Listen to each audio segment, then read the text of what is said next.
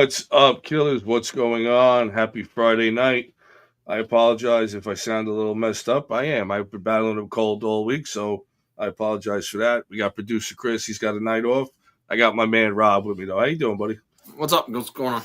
We have another great show lined up for tonight. We have Mr. Mark D'Ambrosio. He carved out some time to share with us, and this gentleman, his resume is filled. So we're gonna have a fun time talking about his past.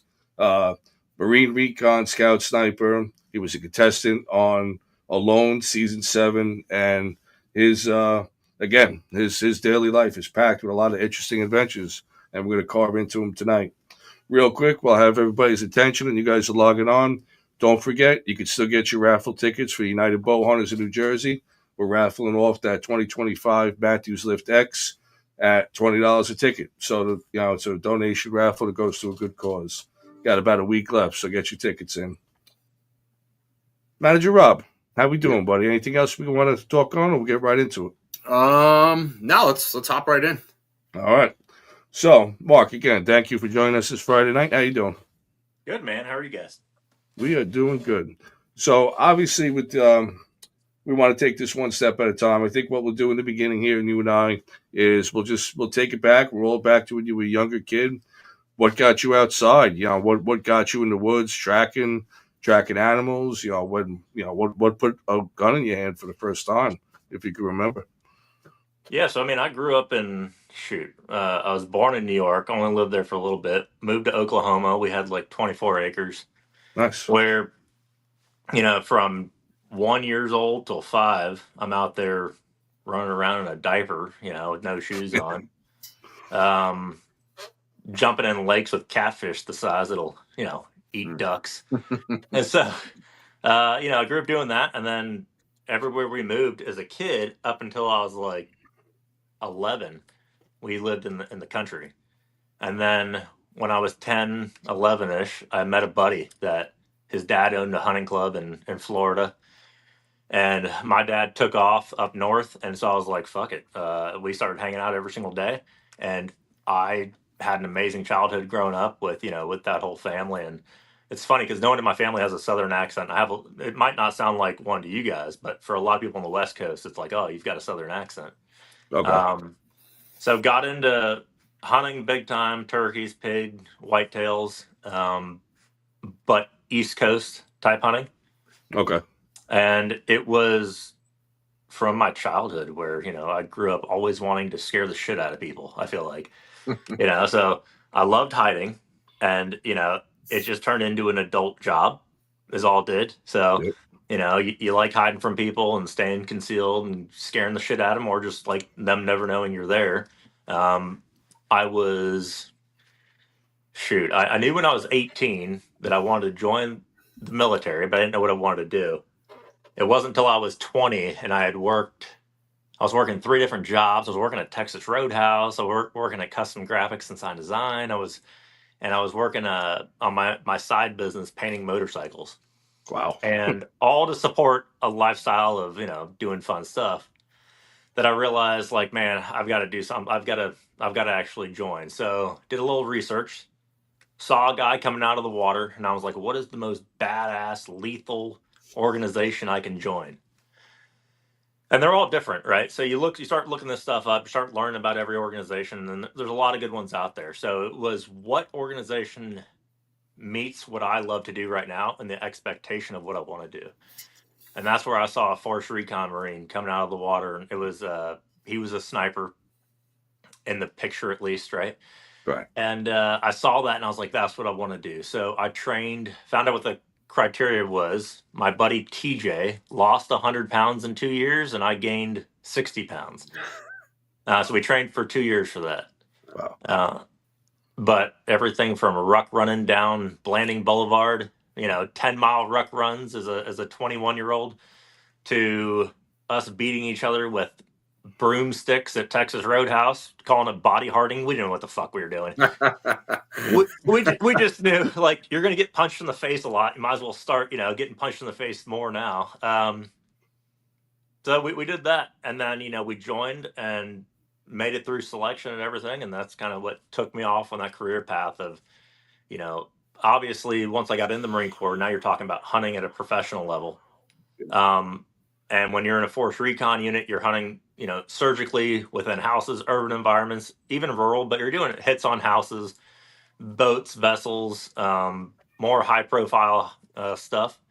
Whereas the amphibious reconnaissance side, the sniper side, is more of the hey, you're doing clandestine stuff, clandestine operations in the bush, in the jungle, in the mountains, and that is where my soul and passion was. So I was in Okinawa, Japan for 4 years and deploying all over from Okinawa.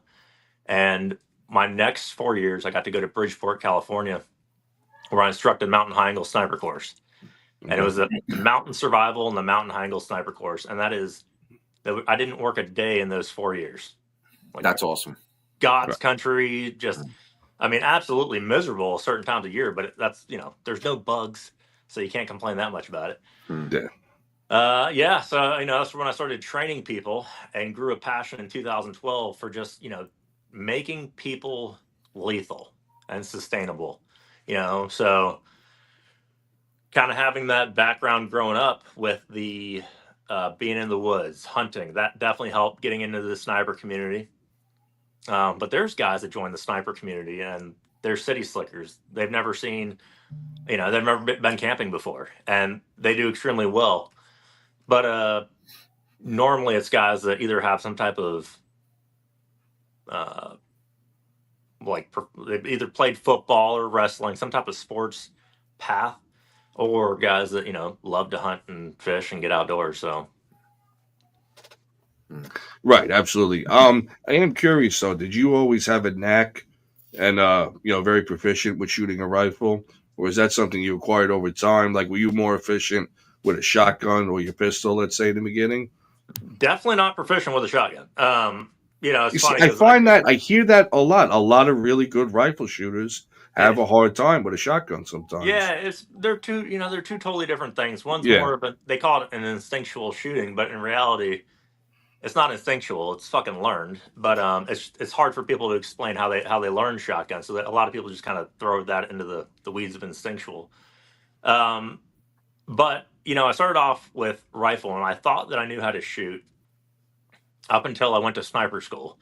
Actually, I started studying a little bit before I went to sniper school, about a year prior. And that's when I realized, okay, you can take this deep, right? After becoming a sniper, though, like, they don't really get that deep in ballistics or any of that. You don't even learn how to like dismount your fucking optic in the Marine Corps, going through sniper school. At least you didn't whenever I went through. So whenever I went to Bridgeport, obviously some people know how to do that prior to going in. But I went up to Bridgeport, and there was the survival course going on and the sniper course. And I went there as a recon Marine and a sniper. So, I was working with just snipers in my cadre. I was the only recon sniper there. There's only like 5 of us. But, I had a passion for the survival aspect, the fieldcraft aspect, big time. So much so that my boss pulled me aside and is like, listen, Debo, he goes, you need to start concentrating on the shooting aspect too. Like, how to rub sticks together like it's no one's fucking business. Right. And so they sent me to an international sniper symposium in Norway and met some cool people. They sent me to SODIC, which is an Army Special Operations sniper school that I failed. And it wasn't until I went to that course as a Marine Scout sniper, cocky as fuck, failed that course because I was cocky, that it took me like 3 months of sitting back going, I was pissed. First time I ever failed anything in my life. Right. That course was really what sparked and ignited as far as the precision shooting aspect, taking it to the next level. There's guys out there like Kalen Wojcik that teach with Modern Day Sniper. He teaches precision shooting stuff too. Philip Vallejo teaches precision shooting stuff. There's guys out there in the industry I have a lot of respect for because they teach it at the next level. And there's a lot of guys out there that are teaching precision shooting that like it's just basic rifle stuff, right? So when you ask the question like, hey, what's what was I more proficient with? It was definitely rifles because of the reconnaissance unit. Pistols, I got real good shooting carbines and pistols and shooting them um, with fast standards. And then also, we had unlimited fucking ammo when we were at Bridgeport, California. Right. So, when you have unlimited ammo, you shoot a lot. And I mean, we did in our off time, we're out there shooting, and so we got real good shooting pistol, carbines, and long guns, and then learning from all those rounds. Sure.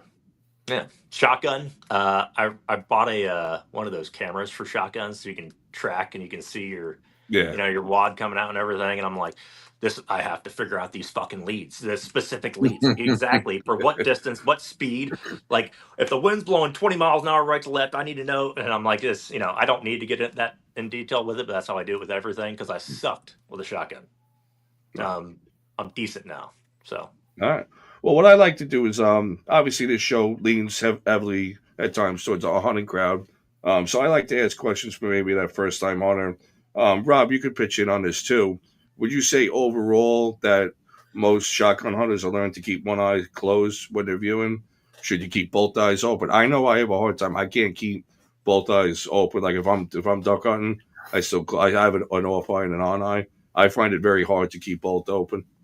I'll tell you, when you're shooting a shotgun, you're hunting. So the thought process of keeping, and this is me shooting from the cuff here, the thought process of keeping both eyes open is beneficial from a tactical standpoint.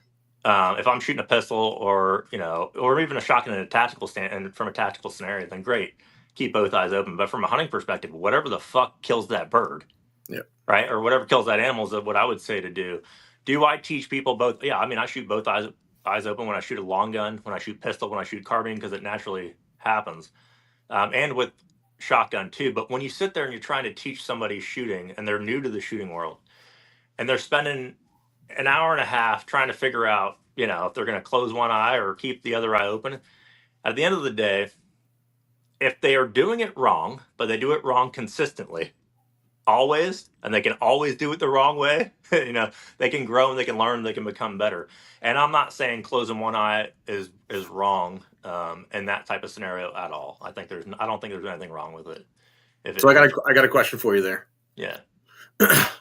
When you get these new shooters that you're training, do you prefer somebody to come in completely green, Right. or do you like having somebody who's got a little bit of a background or a lot of experience? It doesn't matter. I think because with my courses, they all start off the same way and they're all going to kind of flow the same way as long as the clients have the right attitude. Right. But the beautiful thing about what I do is it's all mostly private instruction, one-on-one or a group, or, a family brings me out there to run their family through something. And so if there's kids around, that's different. But when it's just me instructing and it's somebody that comes out there and they're novice to shooting and they don't know what they're doing, that's great. We can take all the steps to get you where you need to be. If you know a lot about shooting, that's also amazing. We can start doing things to either try and make you a better shooter, or put you in situations where most training venues don't put you in. If you come out there and you're cocky with either one of them, so that's when you find out real quick that, well, I can fuck you up. Like, there's always someone out there that can do it better than you, right? Yep. And so it's like, okay, you're the best shooter in the world. Great. What we're going to do, this is one scenario. We're going to go do 100 burpees. We're going to do a half-mile run. And we're going to come back and we're going to do 20 pull-ups, whatever. And we're going to get behind the gun and we're going to shoot this stress drill. Well, I mean, it's like, hey, so do most people do that? No. Why? It's, for what most people shoot for, it's just not practical.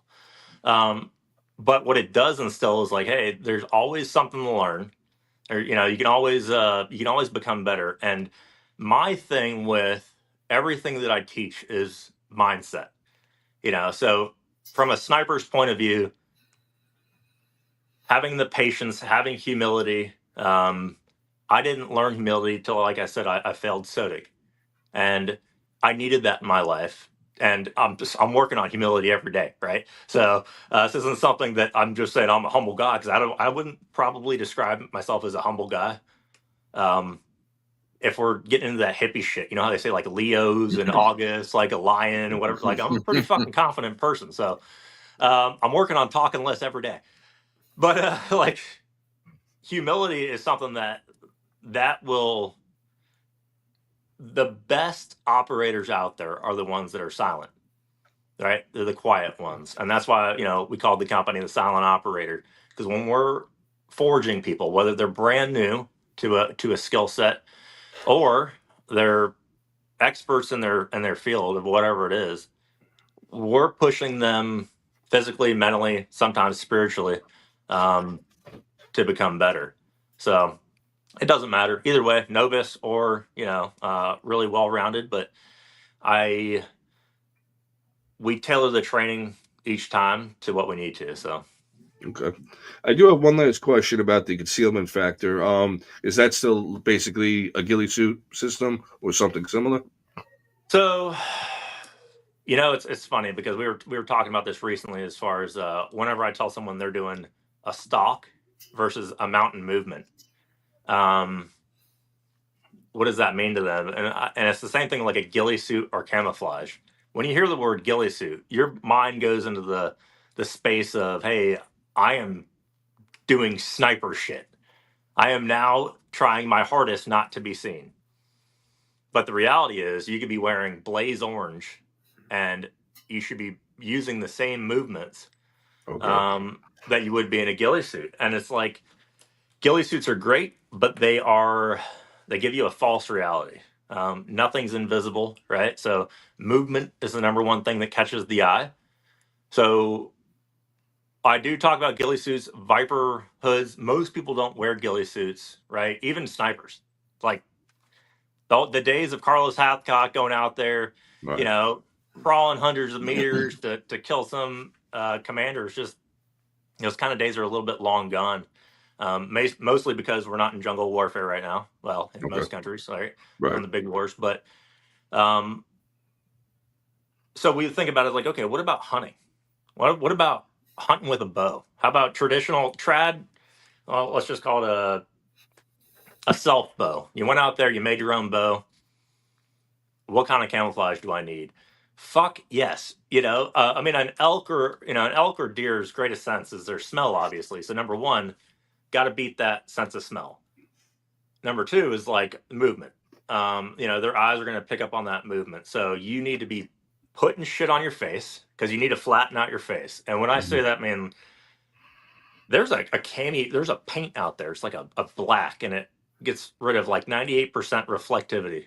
And it's crazy. When you look at this put on cars or vehicles or even a face, you can't see jack squat as far as the lines and the depth Right. Right. and the shape. So, we're big on cami painting and natural vegetation. Whenever I do it with my clients, that's one of the biggest things I hit on is how to move, how to hunt, because when you start moving like that, and let's just say I told you guys to go out there and Rob, you're a sniper, right? Yes, sir. Well, Yeah, I wouldn't call myself one, but I'm on the but team. you're law enforcement sniper. So like when we go out there and we say like uh, people they're gonna stalk. If I was to tell you to go out there and do a stalk right now, you're gonna know to move at a rate where most people just normally don't move.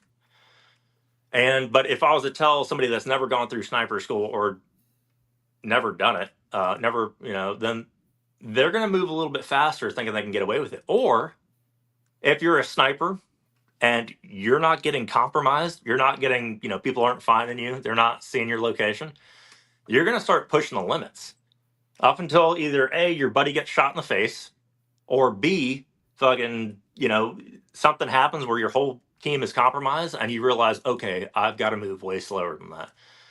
So even then, the movement is just such a big thing where it's like trying to instill that into people. It's like, yes, camouflage, extremely important.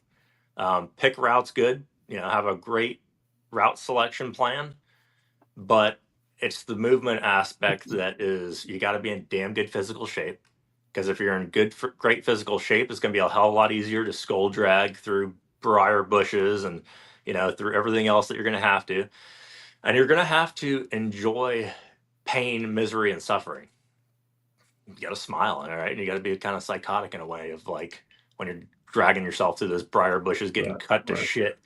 You're like, fuck Embrace the suck. Embrace the suck. Right. Yeah. Yeah. All right.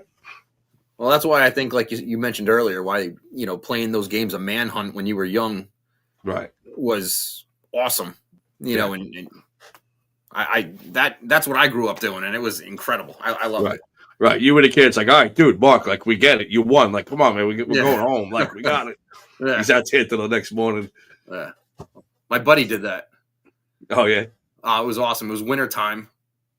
We were wearing snow camo in his backyard, and we couldn't find him. Had no clue where he was. It turned out we were about 30 yards from him. We heard a crack, and he fell out of a tree. Oh, jeez. It was the funniest thing ever. We couldn't stop laughing, but we never looked up. Like, we didn't think he was that smart to climb a tree, but I guess it was good. I want to ask you a question more ballistic related and more actual like gun related. I don't have a lot of rifle background. I got my first rifle a couple years ago for deer hunting. It's a 308. I'm curious with like Instagram, social media. I feel like a lot of people do their own homework and try and maybe teach themselves, which I have no problem with that. But you get a lot of people, they dive into, oh, well, I got this barrel twist on this, and I was going to try and, build my own shells and whatever. Is there like a common round and a common caliber, let's say, for a rifle? I know it could be a vague question on what you're trying to use it for, but has there almost become like an industry standard? Let's say once you reach certain ranges, is there a certain caliber that maybe exceeds better than others? No, it's all a fad, right? So it's all, and especially with long range shooting, it's unbelievable how many people get wrapped around the axles of fucking calibers. Right. I just want to bitch smack the fuck out of 90% of them, because at the end of the day, if they were to shoot the old school 308, which is like, if you say the word 308 in the long range precision world, they like, people look at you like you're stupid. Okay. Because they're like, oh, and when the 6.5 came out, it's like the 6.5, it's superior in every single aspect. And I'm like, okay, if you learn how to read wind, because what it all boils down to is like knowing how to read wind. Yes, some rounds shoot faster than others. Some rounds have more mass to them, greater grain weight. Some rounds penetrate better, or some rounds expand better. So it's like when we start thinking about, well, what are we hunting? What range are we hunting at? These all play big roles. And what are we trying to accomplish? And how many guns we want to buy? At the end of the day, the best thing you could do is have 2 calibers. And let's just say North America, 2 calibers. A great caliber is a 6.5 Creedmoor. Why? Because the ammo is fucking everywhere for it. It's about $40 for 20 rounds for some precision rounds. They might be more expensive now, maybe closer to 50 probably. But the last box of 7 or 28 Nosler rounds, you're looking at $180 sometimes, depending on the brand, for 20 rounds. Right. So it's like, okay, that's a Magnum cartridge, right? A 28 Nosler. It's got a lot more powder, but you're only getting about 1,000 rounds out of the barrel, which isn't a bad thing. But you got to learn that gun all over again whenever you got to put a new barrel on. Learning the caliber is what's important. So if you're switching from calibers to caliber to caliber, you're never going to learn anything. Learning what your round does in different atmospheric conditions, as far as, especially with wind, that takes years to get good with. And even then, it's your best estimated guess. Swag, scientific wild ass guess. It's your best estimated guess with reading wind. What I try to do is try to get my clients within plus or 2 miles an hour with reading wind, which is difficult when you're saying on an elk, I'm saying, hey, let's get out to 700 yards on an elk. And some people hear that and they're like, that's not long range. I'm like, bitch, how big's an elk's kill zone? Great. What caliber are you shooting? Great. How many fucking miles an hour of wind does it take to deviate that, let's say, 10 inches to the left or right? Yeah. And it's like, and they're like, oh, well, I don't know. Then shut the fuck up. Because 700 yards is a long ass ways. And when you're shooting at a human, when you're shooting at a human, no one gives a fuck. You could miss them all day long. They're still going to be sitting there shooting back at you, or you can hit them in the leg, and it's like, that might even be a better thing, right? when you're shooting at an animal, only you're going to get one shot most of the time. Two, animals are innocent, right? Like I prefer animals over most humans these days. So it's like you're doing that to provide food for your family. And the quicker you can put that animal down, there's two things that are going to happen. One, you're going to have better tasting meat, right? And two, you're going to actually be able to find it. It's not going to get spoiled. But if you're sitting there putting rounds in its ass and then it takes off, it's like, man, and the YouTube, social media, editing is one of the worst things I've seen happen to the gun world when it comes to hunting, because people think I can buy a gun 1,000 yards out of the box. Right. There's nothing wrong with that. Yeah, you have precise guns, but the mindset should be, how big's my target, my kill zone, not how big's the fucking elk. An elk's a big bitch, right? Not how big's the elk, is how big's the kill zone. So 18 to 20 inches on a bull elk. So caliber selection, like I've shot, like this bull right here was shot with a 6.5. Wow. And that's a 320 bull, but that was a shot with a 6.5. Would it be my go-to caliber for that? No. I was doing it more for the ranch, just, and it was a big bodied bull, right? And on the video, one round, I would have put 2 rounds in it, but the fucking gun malfunctioned. Just wasn't feeding or extracting. But my whole thing was to get on camera how I shoot. And it doesn't matter if it's a 6.5 round or a 28 nozzler. The important thing is you have the ability to read wind, pull that round off, and with hunting, if it's still standing, you're putting another round in it. So you should be training yourself to a standard of that gun goes off, you observe it, rack it, put another round down. Within 5 seconds, usually is what we say.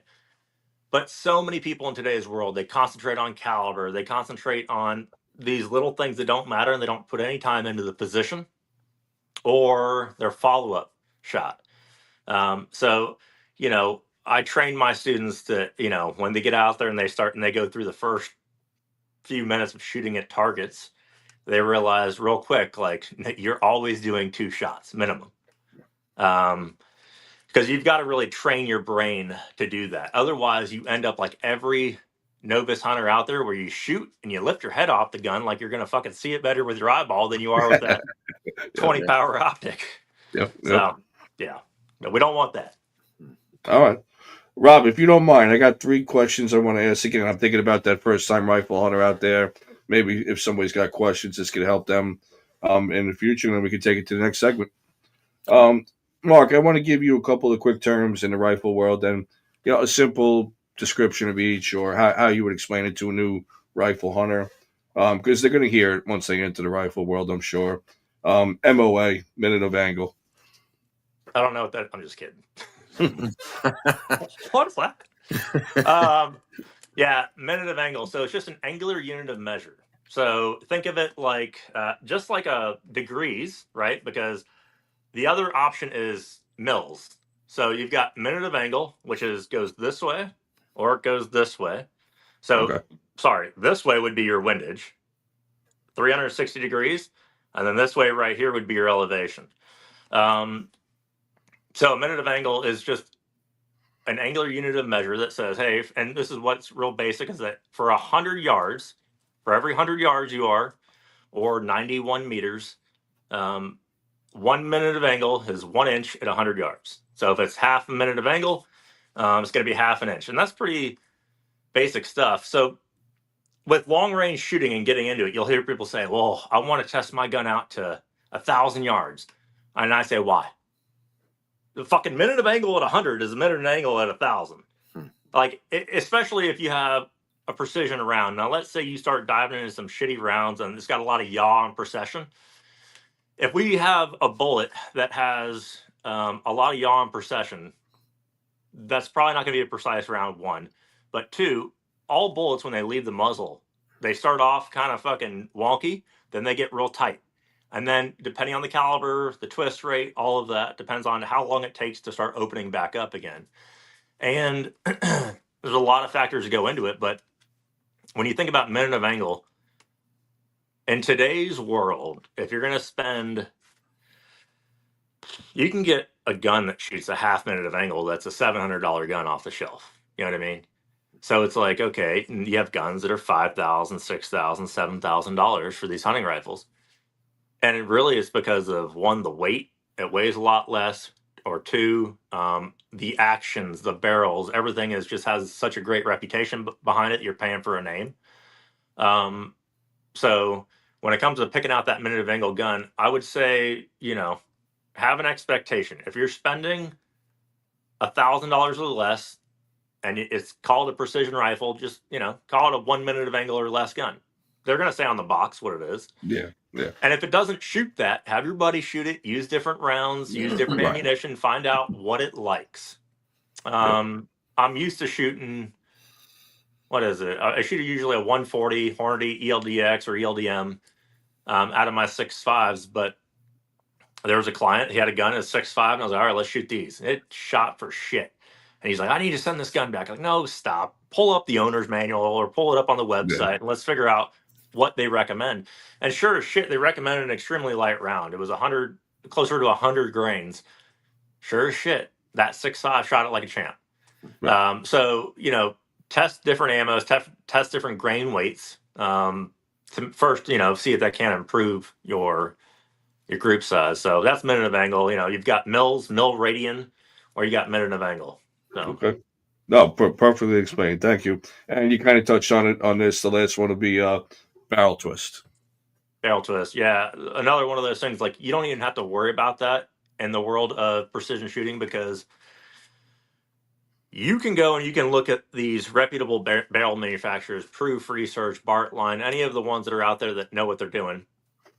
And they're not going to be making them in multiple different twist rates. Usually they're like, hey, if I'm selling a 6.5 Creedmoor at 22 inches, I wanted a 7.5 twist, or I wanted like 8 twists, or whatever the hell they decide for that caliber. When you can Google it too, because every caliber is different. A faster twist rate doesn't necessarily mean better, right? So it all depends on the caliber. I would say if you had a gun that was a 1 in 20 twist rate and it shot, which is not a thing, and you shot is pretty much a musket, I think. And you were shooting a 1/2 inch group, would you still shoot that gun over something that had a faster twist rate? And it shot a 1 minute, probably, right? Yeah. So many things go into it with the twist rate, but yeah, you've got I just feel like the gun industry, eventually someone's got to be like Elon Musk in it and fucking figure some shit out to make it better. Like, I want to be shooting a fucking laser. So if anybody's watching this, has got the smarts, really solve a lot of problems, Right. No, I appreciate that. Again, we're always trying to, I don't want to use the term cater, but some people are hesitant to ask questions. They feel like, that might be a dumb question or a rookie question. So I don't mind being the voice for them. Again, maybe it helps them out in the future. Well, like you said, one of the biggest problems with the gun industry, the hunting industry, is old motherfuckers. And if you think about it, it's all these old motherfuckers that don't really know what they're doing for shit. They're the ones that sit there and they talk down to people because they don't know what else to say. So they need to stop them in their tracks so they don't look stupid. Right. And I'm not saying always old guys, but usually from what I've seen is people that have had some type of upbringing with guns that make it work with what they have. They make it way more either spitting out stuff, making it where, hey, nobody wants to ask questions. Right. So it's got to be an environment that promotes growth and it promotes people asking questions. And, there is no stupid question when it comes to the long range precision world, because it's way overcomplicated as it is. People make precision shooting out to be like you're a fucking surgeon, a brain surgeon. You're not. It's a fucking gun with a trigger and it's got a bullet coming out of it. Like, it's simple shit. And the gun, like, you're acting like you're a badass shooting it. The gun's badass. The ammo's badass. All the time that went into that, your optic mounting it. So it's like, shooting is a simple thing. Shooting with, you got crosshairs there, right? So, women make amazing shooters. Most of the time, almost always better than men. when I get a husband and wife coming up to do a competition, and let's say neither one of them is shot, or maybe the husband's a man and he has shot, I love this shit because I know she's about to whoop his ass because the women just naturally get behind the gun. They don't muscle it, right? And then they take their time, and when they pull that trigger, like they're not sitting there trying to force something. So, yeah, I mean, Right. we've got to be able to have an environment for people to ask questions in the hunting world and in the long Absolutely. range world. We're not born with this knowledge. We either learn it on our own or we get taught it. You know, that's with anything, whether it's hunting, shooting, daily life, at your job, whatever. You know, you should be able to ask questions without a doubt. Brother Rob, let's get you in the game, buddy. Let's take this. I think we're officially going to make the turn in the show here. Well, hold on. Before we do, I've got a couple questions. Yeah, no, do it. What is your go-to carry pistol, whether you're going out in the woods? What is your go-to rifle? Are you doing an AR platform, or are you doing a bolt action platform, and why? I guess it depends. Like, let's say I'm going out to the woods because the zombie apocalypse just happened and I'm bugging out to the woods. Yeah, I'm going to have, hopefully I have things staged already, cached, and a shit ton of ammo. All my pistol calibers, just about all of them are 9mm. I have different types of pistols, but they're all 9mm because one caliber, I buy ammo one time, I know I can shoot through all of my guns. Glock, yes, I'm a big fan of Glock. The Smith & Wesson M&P, I'm a big fan of that. But I mean, the Watchtower has a pistol. They're Apache. And that's one of the sexiest motherfuckers I've ever seen in my life. I'm not a big 1911 or 2011 fan, but that is a pistol that I'm like, okay, that's a damn good pistol. It looks sexy and it operates extremely smooth. So pistols, I don't get too into the weeds about it. But let's say I'm doing that zombie apocalypse, which, how about Russia just invaded and now we're a fucking communist country for whatever reason because Russia and China teamed up. And Red Dawn. Yeah, right. Like, let's say that happened, and now people are still fighting the resistance.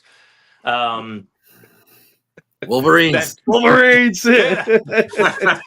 Coming back. In a sense, like, some people worry about politics and they worry about what's happening, and me, I don't give a flying fuck because I'm sitting there going like, come on.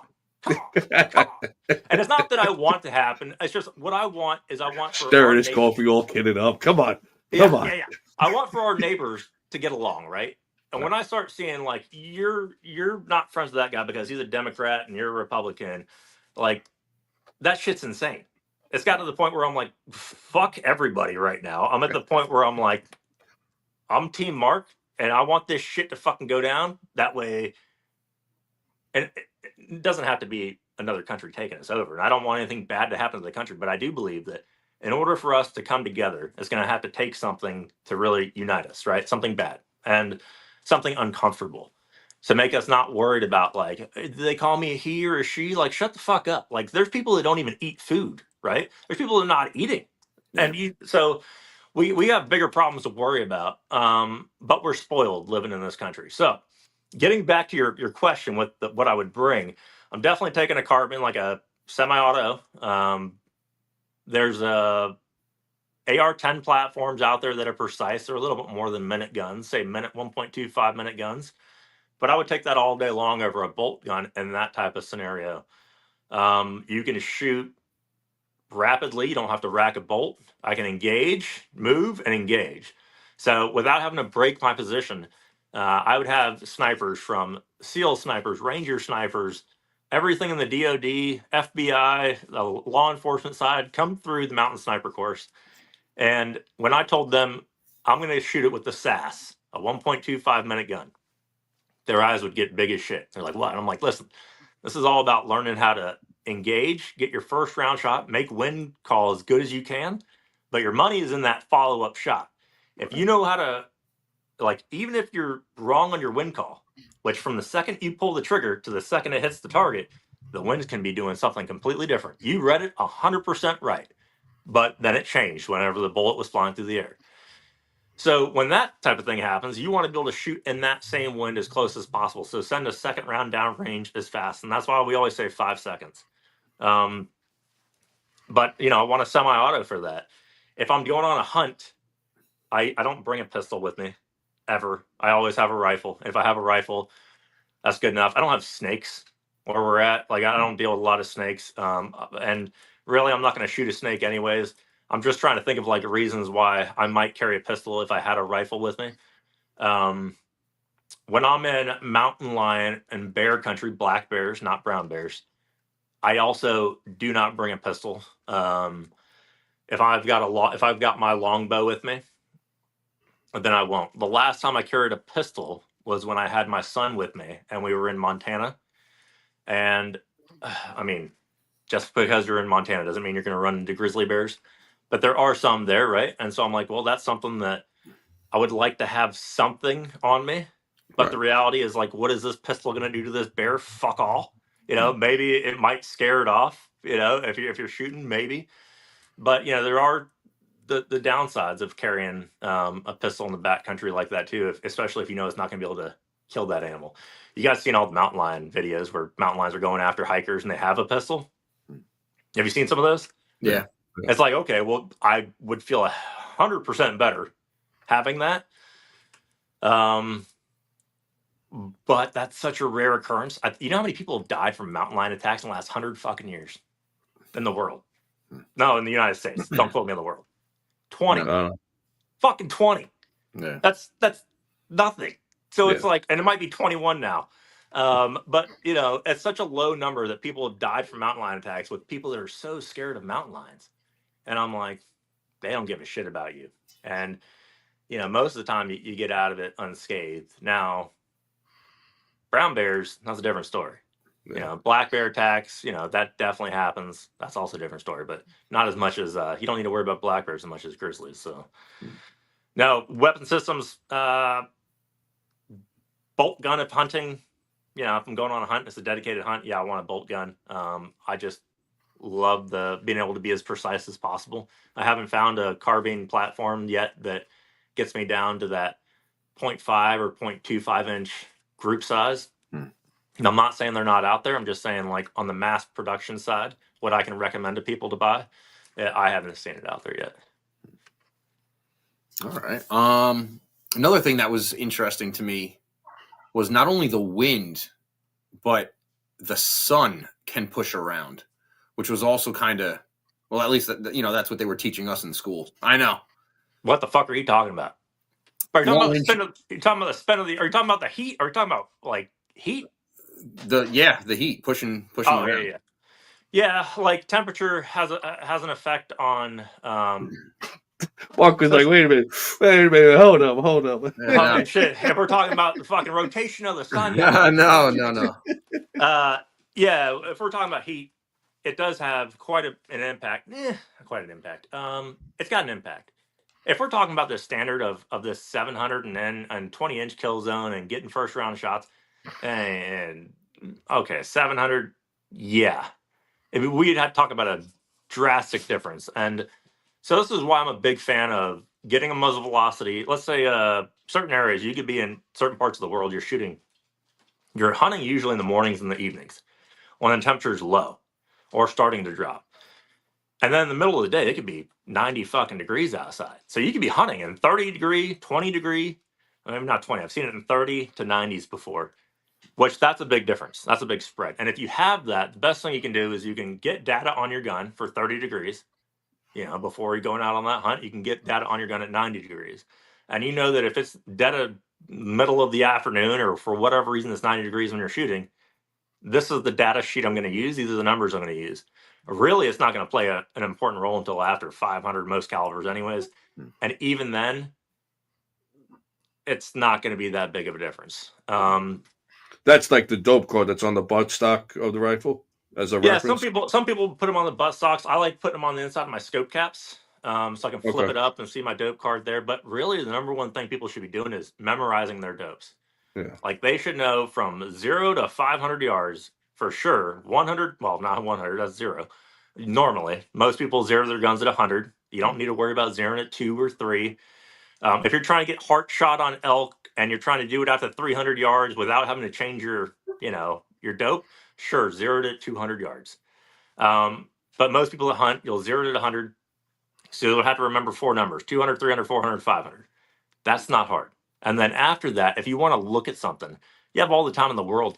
One of the reasons why, because they're further than 500 yards away, but one of the reasons why old school hunters are more successful than these new guys is because, for fuck's sakes, if an animal's at 300 yards, it's only 300 fucking yards. Most guys will hold back, pull the fucking trigger. Boom. Old school method. Hold back, pull the trigger. Done. And with whitetails, it might be a little bit high on enough, but with whitetails, it works great. Mule deer is going to work fine. With any gun you pick up, hold 1 mil at 300 yards, pull the trigger. You're going to kill that animal. Unless it's a fucking, like a snipe or a small ass squirrel or something, right? But your large game in North America, 300, hold 1 mil, pull the trigger. So I like, data sheets. They are important. Most people have Kestrels nowadays. They keep all their data in their Kestrel, and they're just sitting there bumble fucking around with their tripods, bumble fucking around with their rangefinder, ranging it 18,000 times when it's 275 yards. And it's like, this is where all of your training fucked you, because there's learning how to do something for, the environment that you're in, shooting a small target at a range. And then there's learning how to kill that animal, because that fucker's going to walk off, get spooked, smell you. Like, there's a million things that can cause you to not be able to have that opportunity. And you don't get all the time in the world. So, it's knowing your dopes in your head. That's one of the quickest ways to showcase that you're proficient with this weapon system. Like, I don't need to sit there and reference anything for 550 yards. Right, you just know what to put it on. Yeah. So that's also where shooting multiple calibers really screws you.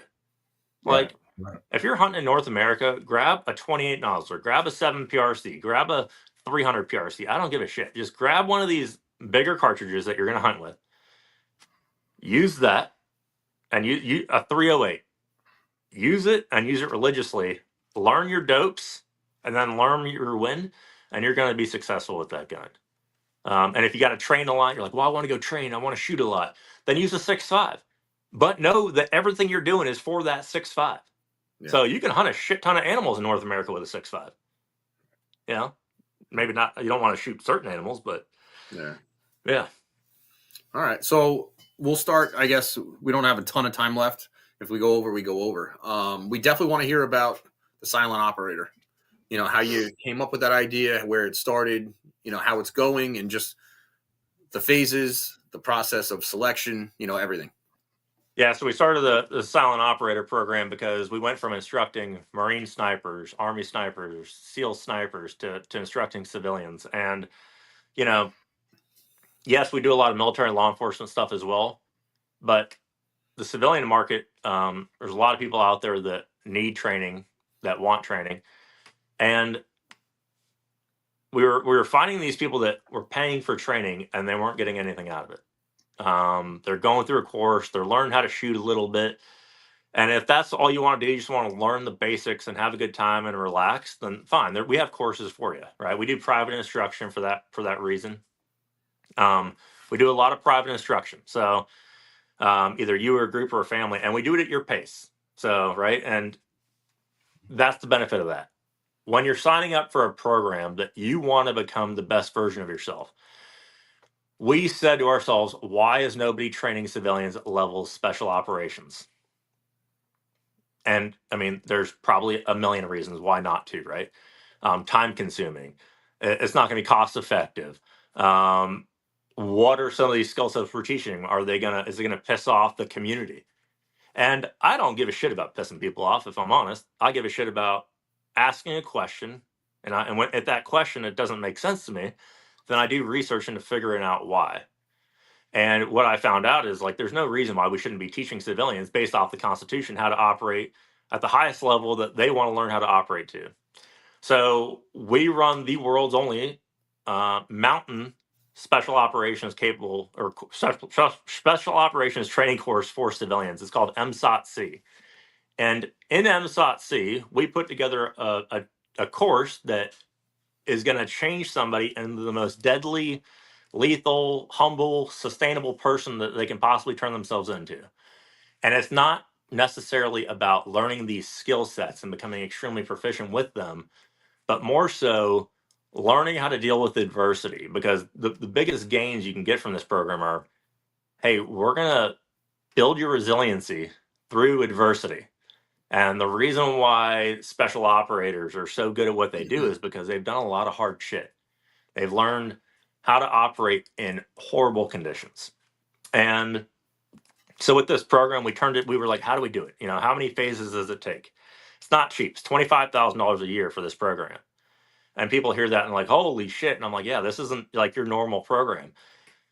One of our last clients, Nick, lost 78 pounds in the first year. Right, 78 fucking pounds, and he has weighed his amount for 39 years of his life. You know, obviously, you know, he was 39 years old when he joined. But from I think 17 years old till now, he would never weighed less than 250.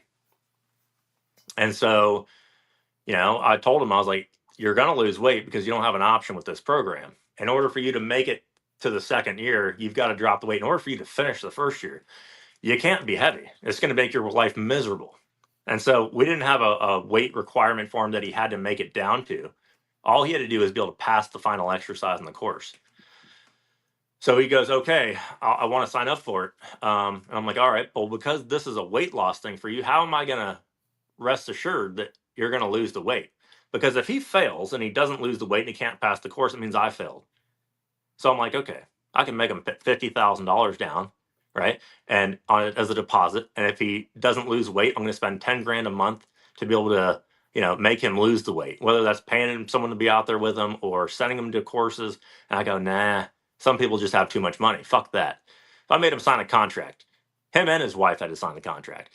If you don't meet weight each course at the start of the course, then you're mine from 6 a.m. to 8 p.m. for 10 days out of that month. You got to have a spot for me in your office. He's a doctor. And you were going to eat and drink everything that I say and nothing less. And we're working out 3 times a day. And so he knew that that was the repercussion for not making weight. And that worked like a charm. He made weight every fucking time.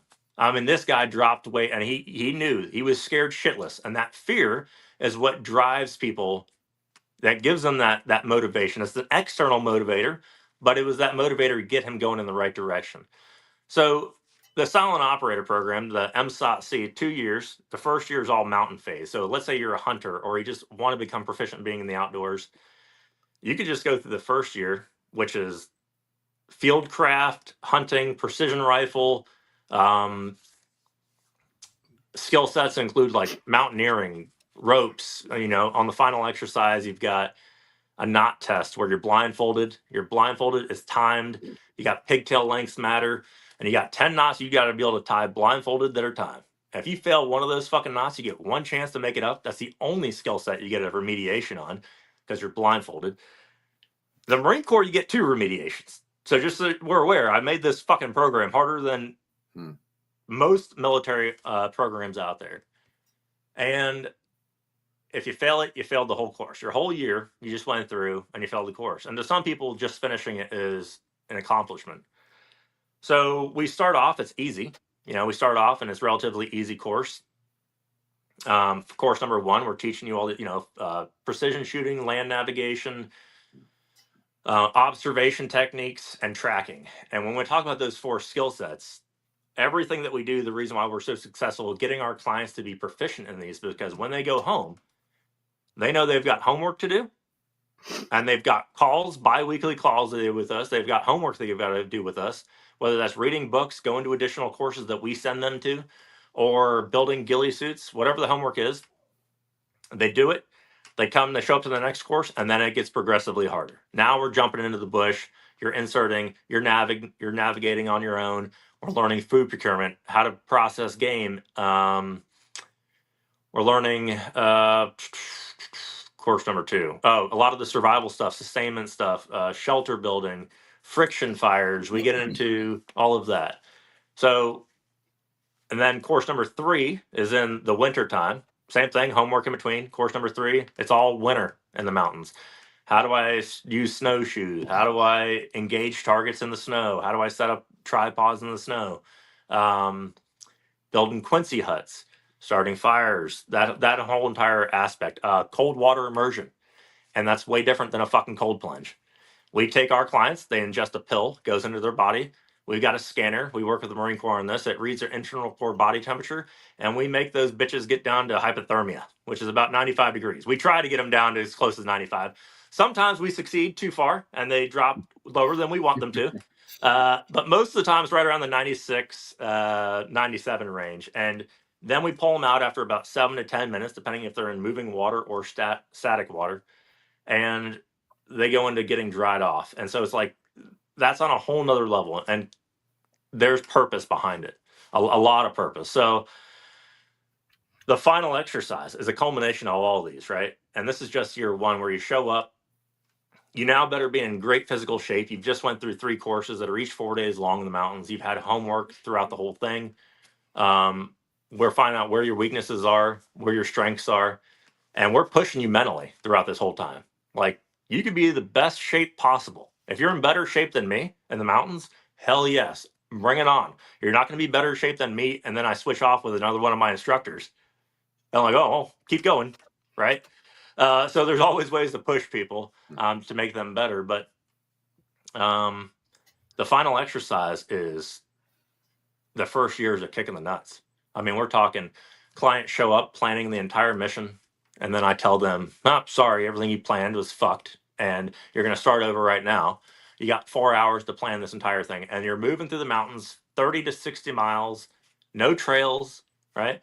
Undetected 30 to 60 miles, engaging targets, starting friction fires, setting traps and snares, and tying these knots, the ropes and knot tests, rappelling off of cliffs at night with your gear. So when we sit there and say that we're doing the only mountain special operations training course for civilians, that has a lot of meaning to me. It means that better be fucking standards. There better be a set standards to this that, hey, if you fail, you fail. And everything's filmed, so there's no getting out of it, right? Setting the standard is going to make the difference between you becoming proficient in a skill and not. I hate teaching people skill sets and then them coming back to me 3 months later going, I forgot everything because I didn't do any of it. So if they make it through year 1, with Nick and Ricardo both made it through year 1, 2023, 2024 program. So they can go through the 2025 year 2. That's all tactical. So we take these guys that they've gone through the background check. When you sign up, first you'll talk to me. You know, we'll bring one of the other instructors on. We'll do an interview, find out why you're trying to do it, what you need to accomplish. We'll see if you're a good fit for it. You know, we only take about 12 clients a year right now. 1 to 2 instructor ratio. So for every 2 clients, there's 1 instructor, which is a low, or a really amazing number.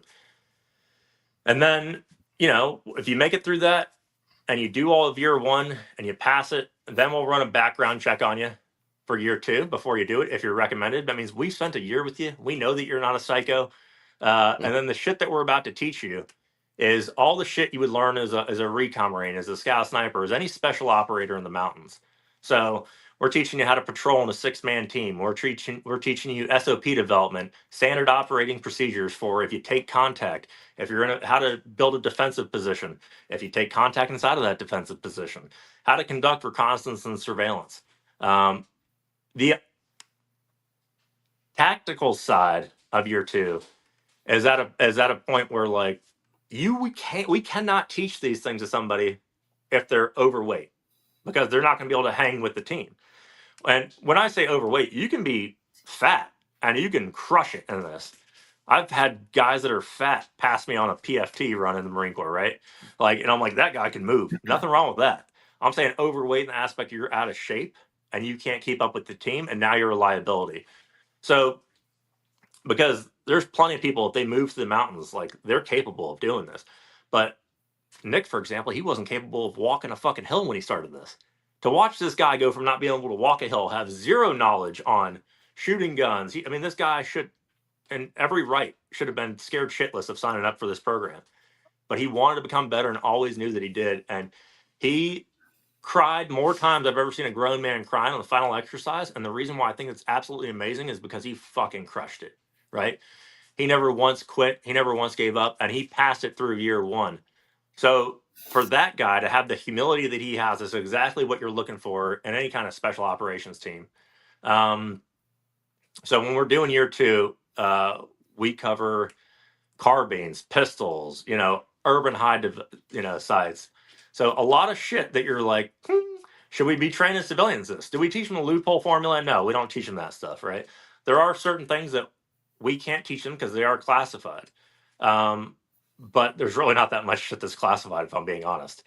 It's more on the technology side. So yeah, they don't have the assets in year two, right? They're not going to have helicopters, and they're not going to have the assets that the military has, obviously. But we do teach them how to not only know the tactical side of things, how to operate in a 6-man team, but also how to grow your own 6-man team inside of your community.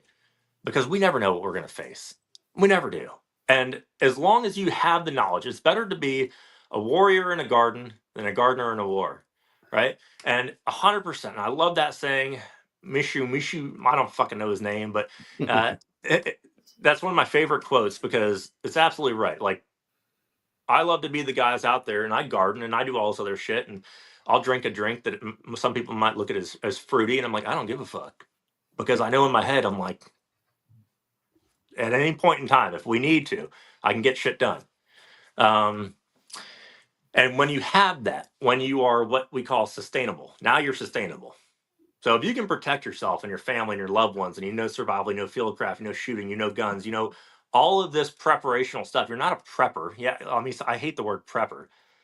You're a professional at this, and at the end of the day, when you're sustainable, you are now free, and you cannot have freedom if you're relying on others for your. Obviously, all of us go to the grocery store. Yep. All of us have somebody paying up. We have electric bills.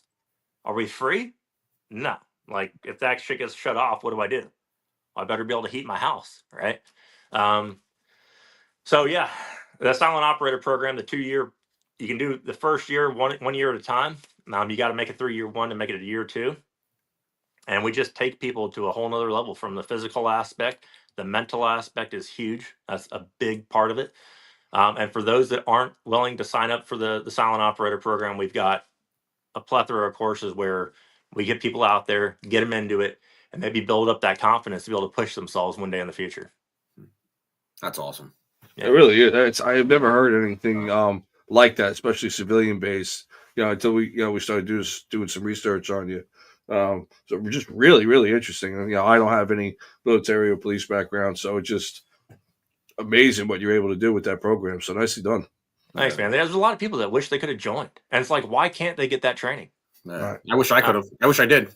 Looking back on it, And it's great for me, right? It's great for all of our instructors because we're doing shit at a level where, we went up to the Marine Corps base. A lot of the training we do is in the back of the Marine Corps Mountain Warfare Training Center, in their training area. And I'm talking to the snipers that are up there, and they're like, "Yeah, we do something similar." I'm like, "No, you don't, motherfuckers. You do 7 miles, 7 miles in 4 days." And they showed me on the map. I'm like, these fuckers are doing 30 to 60 miles, no trails, and they've got to do all these other tasks.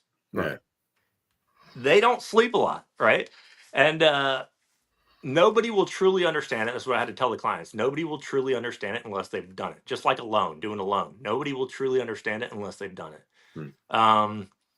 And that reality hit them, when they got home, and they're trying to tell their family like what they accomplished, and their family's, yeah, no one cares. And I'm like, but hey, you know what you accomplished, and you know what you're capable of now. Yeah. So that's why you do it. You do it for your family. Yeah, do it for yeah, exactly. Yeah. What is that mental fuck like being on a show like Alone at a certain point? I mean, I didn't know when I went out there if I was gonna last 5 days or 10 days or 100 days. Right. All I knew is I was like, hey, I've spent about 6 days by myself in the past. Right. You were season 7, right? Yeah. So I ended up where did they drop you for that season? Up in the Northwest Territories in the Arctic. Oh, well, they call it the Arctic, it's the subarctic. Jesus. But they drop you off, and we were like, well, all right. I mean, and it's like you got so much work to do. you don't really have time to be scared or go into any of that. You've got work to do. You just went Right. to the bottom of Maslow's hierarchy of needs. Right. You're Right. fuck. I got to get a shelter built. The winter's coming. I got no Right. food. I got 10 fucking items. So it was wake up at 4 a.m. and go to sleep at 10 p.m., 11 p.m. every single night. Work, work, work, work, work. But once you got to the point where I built that shelter and got my shelter up by about day 10, I'm catching fish on day 5. I've got the gill net in the water. Was one of the first things I did is shelter gill net because I'm trying to stay dry, stay warm, Food have some shelter, fucking yep. food. Once I got those under control, it's like, okay, this is starting to get like, this is a lot less stressful. I'm out there Right. able to enjoy like being out in nature, what nature is meant to do for us. It's like, it's more what I called my church. So Absolutely.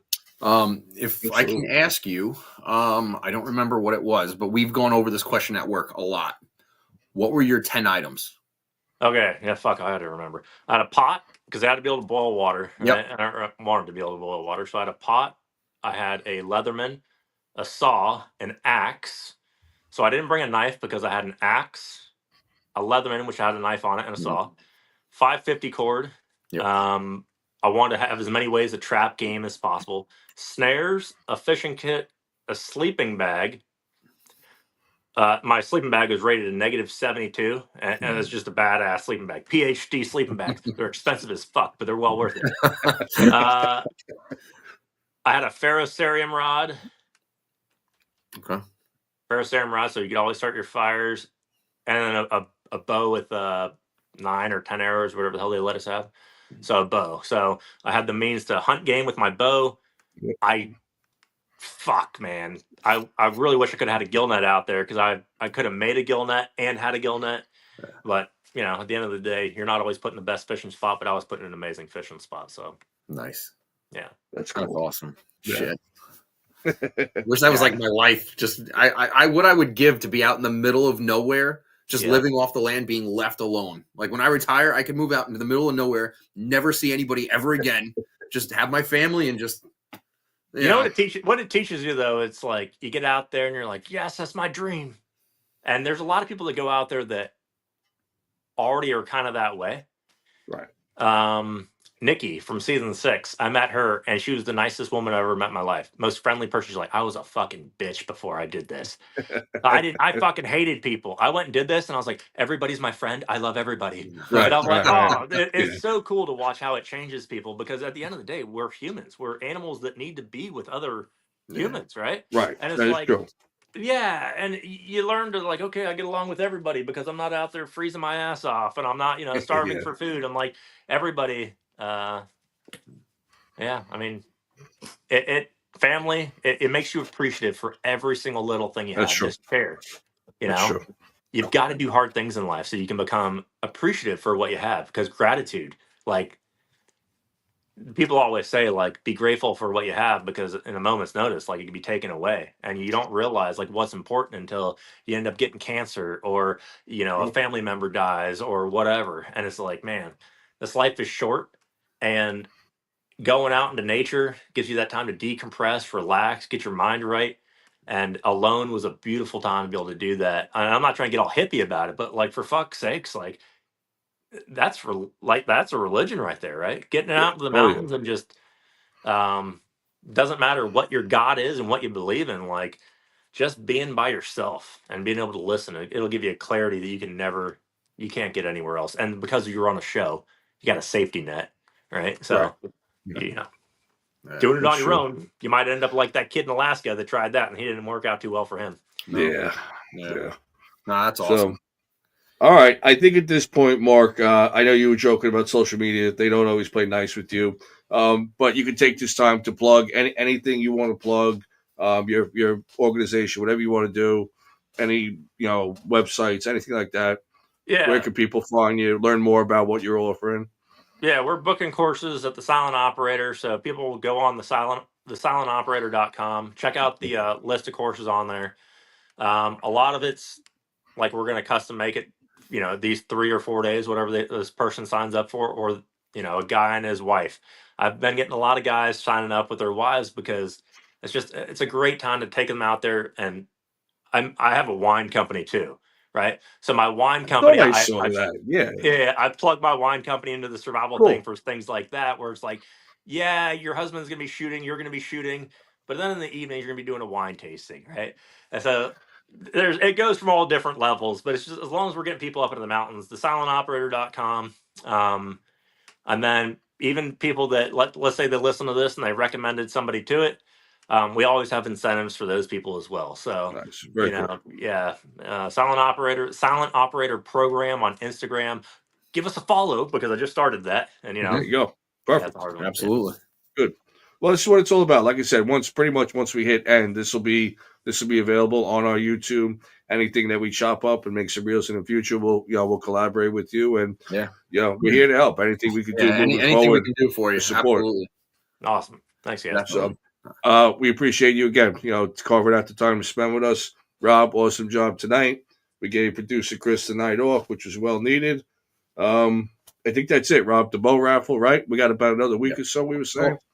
I still have so many questions for you, so I'm hoping at some point you're going to be able Well, to we can come do back. a part 2 if we want. Yeah, we can roll it Yeah. back. Like I got so many questions about like just the selection process and Yeah, anyway. So, but yeah, if you can, we'll stay in find touch time. without a doubt. Yeah, absolutely. We'll definitely be in So, touch. But thank you for everything you're doing, Mark. Obviously, thank you for your service. We appreciate that as always.